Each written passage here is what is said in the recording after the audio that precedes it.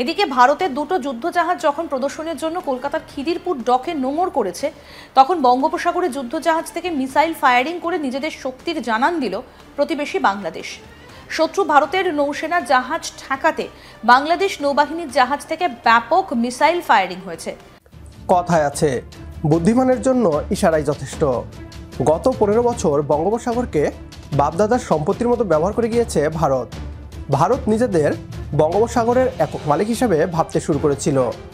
অতীতে সীমান্তে ভারতীয় বিএসএফের পাশাপাশি সাগরে ভারতীয় নৌবাহিনীর আগ্রাসনের শিকার হতে হয়েছে বাংলাদেশকে। এবার ছাত্র জনতার নতুন বাংলাদেশ ভারতকে মনে করিয়ে দিচ্ছে বঙ্গোপসাগরের অর্ধেক মালিক বাংলাদেশও। এখানে বাংলাদেশ নৌবাহিনীর রাজত্ব চলে। সম্প্রতি বাংলাদেশ নৌবাহিনীর মহড়া দেখে রীতিমতো ভয় পেয়েছে ভারত। বাংলাদেশের নৌ মহড়া দেখে কি বলছে ভারতীয় পশ্চিমবাংলার মিডিয়া, আসুন তা দেখি। 4 ডিসেম্বর ভারতীয় নৌসেনা দিবস। তার আগে নেভি উইক 2025 উপলক্ষে কলকাতার খিদিরপুর ডকে নোঙর করেছিল নৌবাহিনীর 2 যুদ্ধজাহাজ আইএনএস খঞ্জার এবং আইএনএস কোরা। খিদিরপুর ডক 11 নম্বর বার্থে অনুষ্ঠিত হয় জাহাজ পরিদর্শন।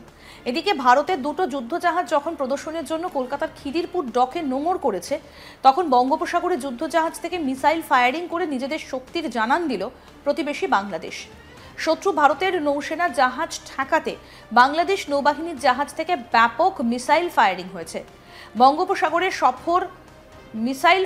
সফল মিসাইল ফায়ারিংয়ের মাধ্যমে বাংলাদেশ নৌবাহিনীর বাৎসরিক সমুদ্র মহড়া 2025 সমাপ্ত হয়েছে।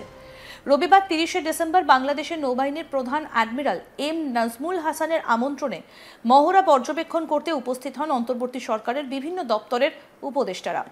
বাংলাদেশের আন্তঃবাহিনী জনসংযোগ পরিদপ্তর জানিয়েছে, দীর্ঘ 5 দিন ব্যাপী আয়োজিত মহড়ায় বাংলাদেশ নৌবাহিনীর frigate, corvette, OPV, mine sweeper, petrol craft, missile boat সহ উল্লেখযোগ্য সংখ্যক জাহাজ অংশগ্রহণ করেছে। এছাড়া নৌবাহিনীর মেরিটাইম পেট্রোল এয়ারক্রাফট, হেলিকপ্টার এবং বিশেষায়িত ফোর্স সোয়ার্ড সমুদ্র মহড়ায় সরাসরি অংশ নিয়েছে। বাংলাদেশ বিমান বাহিনী এবং কোস্টগার্ড সহ সংশ্লিষ্ট মেরিটাইম সংস্থাসমূহ প্রত্যক্ষ ও পরোক্ষভাবে অংশগ্রহণ করেছে। মহড়ার শেষ দিনে বাংলাদেশের জাহাজ থেকে মিসাইল উৎক্ষেপণ, shoulder launched surface to air missile firing, anti air rapid open firing, rocket depth charge firing, UAV operation, নৌ কমান্ডোদের মহড়া, helicopter visit board, search and seizure এবং নৌ যুদ্ধের বিভিন্ন রণকৌশল প্রদর্শন করা হয়। আসুন আরও একবার দেখে নিই বাংলাদেশের নৌবাহিনী যুদ্ধজাহাজ থেকে বঙ্গোপসাগরে মিসাইল নিক্ষেপের সেই ভিডিও।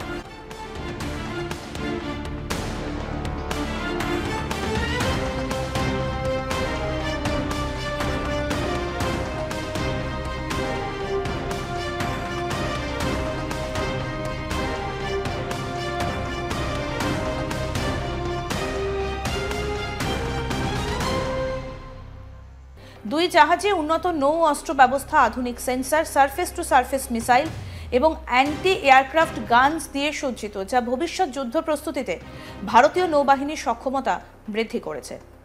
এদিকে 7 সিস্টার্স অর্থাৎ ভারতের উত্তর পূর্ব দিকের 7টি রাজ্যকে বিচ্ছিন্ন করার কথা বলছেন প্রাক্তন সেনাকর্তা কর্নেল আব্দুল হক। তিনি বলেছেন, যতক্ষণ না পর্যন্ত আমরা 7 সিস্টার্সকে বিচ্ছিন্ন করতে পারবো, 7টা আলাদা রাষ্ট্র কায়েম করতে পারবো, ততক্ষণ পর্যন্ত বাংলাদেশ নিরাপদ নয়। কয়েকদিন আগে ভারত বঙ্গোপসাগরে নিজেদের অংশে নৌমহড়া চালায়। বাংলাদেশের জবাব দেওয়ার খুব প্রয়োজন ছিল।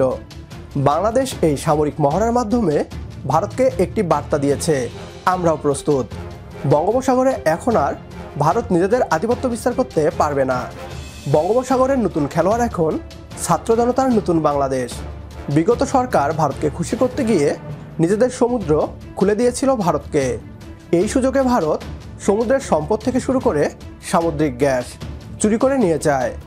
নতুন বাংলাদেশের নতুন উদ্যমী নৌবাহিনী সেই হিসাব নিবে।